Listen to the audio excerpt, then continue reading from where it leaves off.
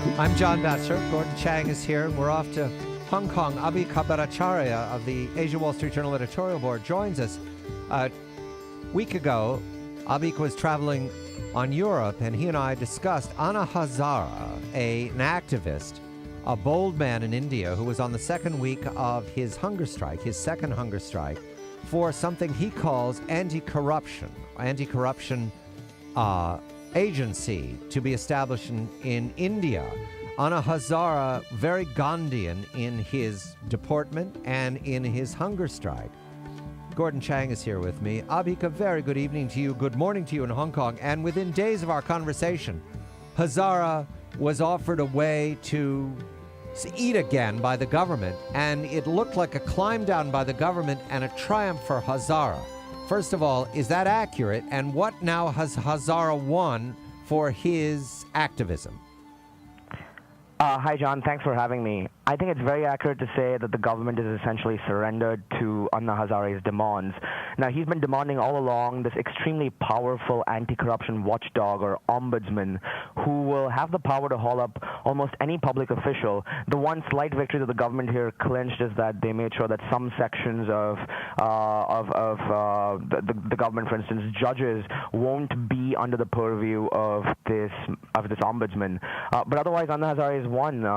This ombudsman will be politically unaccountable, so you essentially have a philosopher king who will be elected by a panel of worthies, but who might any day end up being a Robespierre. He might unleash a series of politically motivated prosecutions on any political figure in the land, and before you know it, India will descend into anarchy. Well, Abheek, let's just look at the sort of the silver lining of this.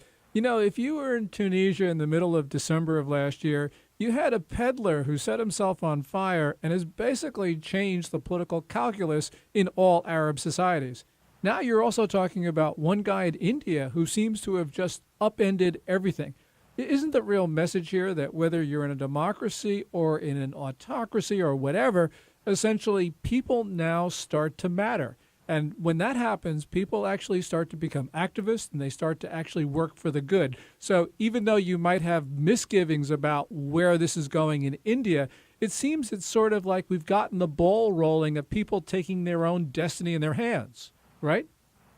Well, I'll put that silver lining to, I'll take half of that silver lining, so to speak.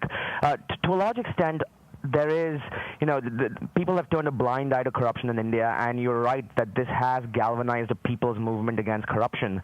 The trouble is it's been galvanized and channeled in the wrong way. Now, it's very curious that you gave the example of Tunisia or all the goings-on in the Middle East, but we know for certain that in that part of the world, people don't have voice and accountability. To say that people don't have voice and accountability in a fully functioning democratic republic like India would actually be inaccurate.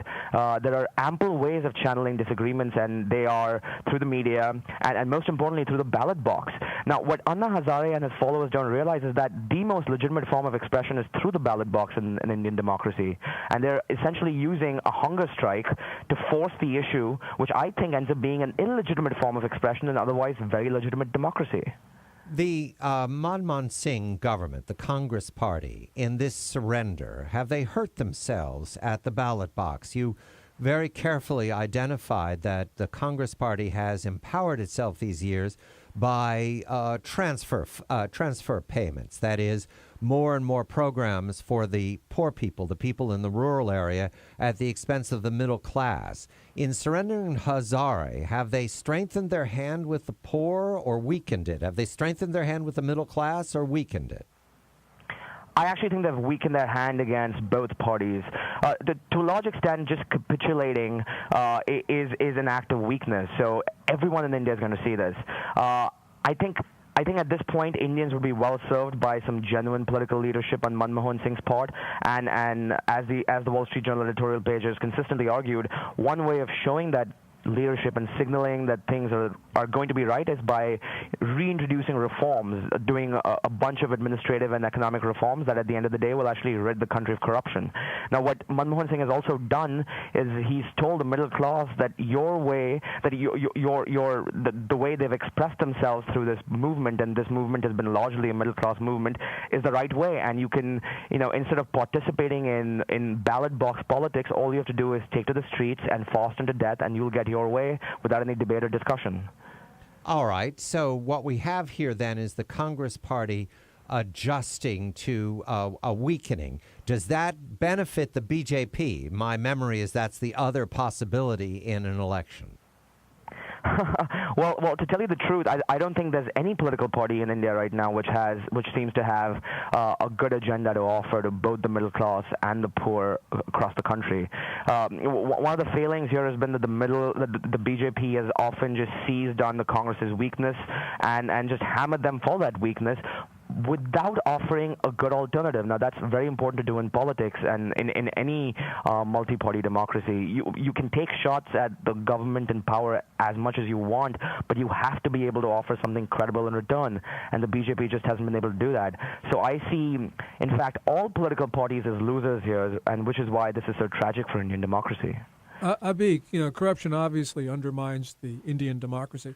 Do you see that what might happen in terms of this super watchdog might actually have a good beneficial effect in terms of fighting corruption? For instance, in Hong Kong, where you are, there's the ICAC, the Independent Commission Against Corruption. That seems to have done a terrific job in turning Hong Kong around. Don't you think the same thing might happen in India? I mean, are you a half optimist or three-quarters optimist, or what are you here?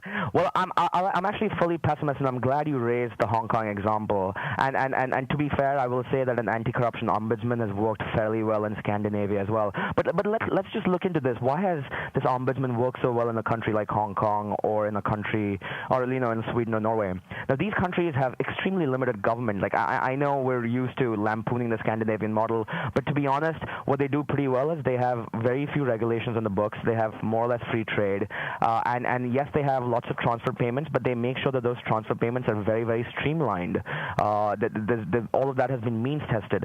The problem in India is that there's still too many regulations on the books, and welfare programs are just crazy. Like, there's just tremendous leakage all across because everyone ends up being a recipient of some kind of welfare at the end of the day. Now, in this environment, if you get a super watchdog, then he will essentially either slow down economic activity because he'll say just stop issuing business licenses or permits, or he'll just add another layer of bureaucracy to to many existing layers of bureaucracy. So I think India could be well served with an ombudsman or a watchdog maybe some years down the line when its economy is far more open and far more liberalized than it is today. But it certainly isn't well served now. Anna Hazare, does he run for political office, or does he stand back and just command headlines? Well, I have a feeling he'll just do the latter. Well, he should honestly run for office if he's galvanized such a strong movement. The best way of showing. But he's not indicating. He's not indicating that he hasn't indicated any interest, and that's tragic. Abheek Bhattacharya of the Asia Wall Street Journal editorial board. Anna Hazare, one man stands up to a whole government. The twist here is that it's not a good thing when the government's a democracy with many other checks and balances. Gordon Chang of Forbes.com and The Daily. Thank you, Mr. Chang. I'm John Batchelor.